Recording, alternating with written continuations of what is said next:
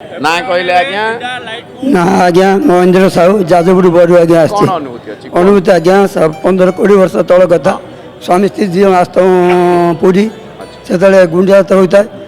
खुंटिया चारि गोटे मठ रही था से दिन राति सारा सारे प्राय 15-20 खंड झाड़ा है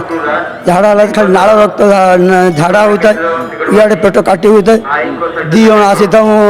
रथयात्रा देखा कौन करूँ स्वामी स्त्री जन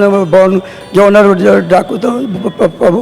कि अपराध करूँ आसु आसु ये दुख देल जा से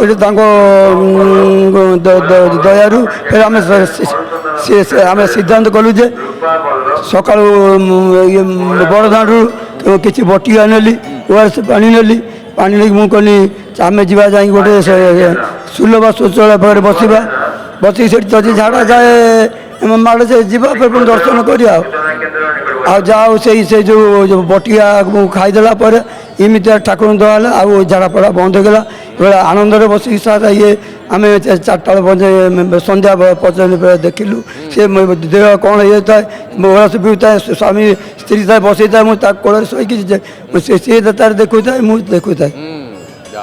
जय जगन्नाथ टीवी देखती आ गोटे अनुभूति कहबी कहले परा आ कौन कहे एमती गोटे गोटे कहे ना जो आसवे आग जय जगन्नाथ टीवी के देखती कहले आज्ञा ये अकिंचन आज्ञा टीवी ना से आम गुरु भाई आज्ञा